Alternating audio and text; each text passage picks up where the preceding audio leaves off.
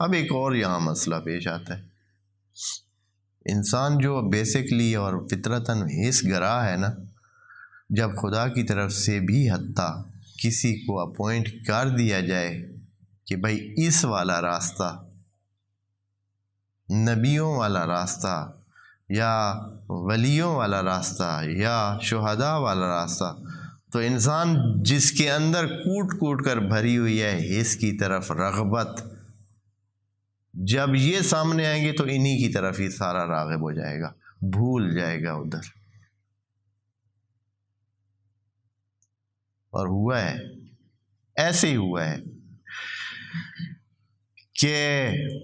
جس کا خدا کریم نے حوالہ دیا کہ اس کو صرف بطور نمونہ اور بطور اسوہ آپ نے دیکھنا ہے،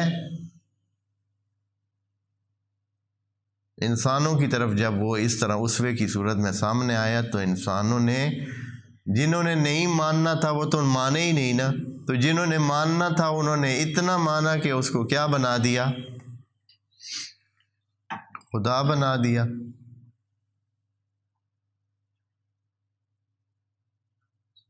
قال الیہود عزیر ابن اللہ وقال،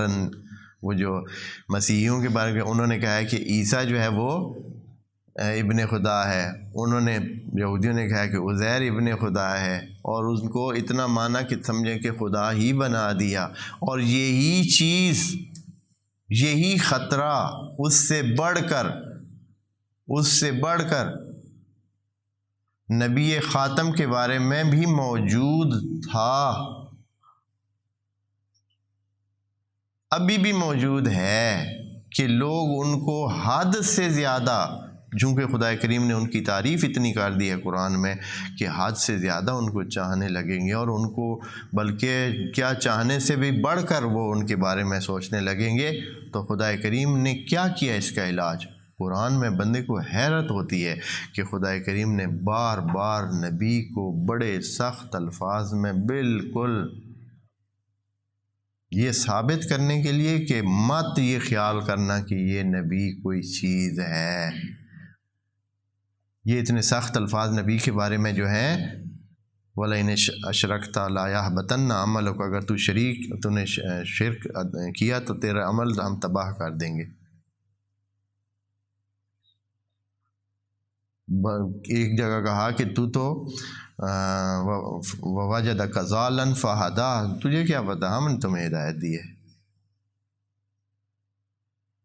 یا ایک اور جگہ کہا مَا تَدْرِي مَا الْكِتَابُ وَلَا الْإِيمَانُ، تمہیں تو پتہ ہی نہیں ہے کہ کتاب کیا ہوتی ہے، ایمان کیا ہوتا ہے۔ یہ کیوں اس طرح کہنا پڑا اتنی دفعہ قرآن میں؟ یعنی 20 ایسی آیات ہیں جس میں نبی کو بالکل ایسے بنا دیا گیا ہے کہ جیسے بالکل عام سے عام بندہ ہو، جس کے ساتھ خدا کریم بات کر رہا ہو۔ اور دوسری آیات میں وجہ یہ ہے کہ دوسری آیات میں وہ انعام جب ذکر کیے تو ان کی حد نہیں ہے، اِنَّا أَعْطَيْنَاكَ الْكَوْثَرَ وَسَوْفَ يُعْطِيكَ رَبُّكَ فَتَرْضَىٰ، یا کہا کہ اقسم یہ وَهَٰذَا الْبَلَدِ الْأَمِينِ، بلکہ اس میں کہا کہ وَأَنْتَ حِلٌّ بِهَٰذَا الْبَلَدِ، لا اقسم بِهَٰذَا الْبَلَدِ وَأَنْتَ حِلٌّ بِهَٰذَا الْبَلَدِ، ہم اس قریے کی قسم کھاتے ہیں، ہم اس شہر کی قسم کھاتے ہیں جس میں تو رہ رہا ہے۔ اتنی بلندی پہ پہنچا دیا کہ وہ سارا قریہ جو کہ بتوں سے بھرا ہوا ہے، جو کہ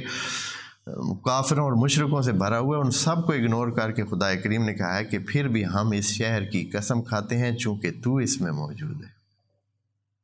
اتنا بلند مرتبہ، سوف یؤتیک ربک فترضیٰ، یا یہ کہا کہ عسیٰ یبعثک ربک مقاما محمودا، وہ مقام محمود، اور اس مقام محمود کا ذکر نہیں بھی کیا، نکرے کی صورت میں چھوڑ دیا ہے تاکہ بھائی کوئی اس کی حد نہیں ہے۔ یہ سارے کام کیوں کیے ہیں؟ اس لیے کہ یہ انسان، یہ مسلمان اس طرف نہ چلے جائیں کہ پچھلوں کی طرف یہ بھی ان کو ایک بت بنا لے اور خدا کو چھوڑ کر اس طرف زیادہ رغبت اپنانے لگے. اور ابھی خب مسلمانوں کے بہت سارے گروپ ہیں، اور کئی گروپ اپنی حدوں کو کیا کر جاتے ہیں، کراس کرتے نظر آتے ہیں.